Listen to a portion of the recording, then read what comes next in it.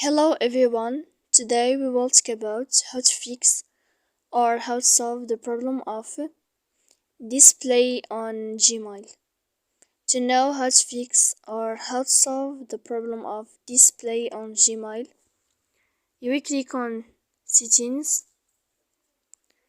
Here you can click on apps, default apps, app settings. Here you can search about Gmail app. After that you can click on first step and you can click OK. Here we'll enter to storage. Then you can click clear cache.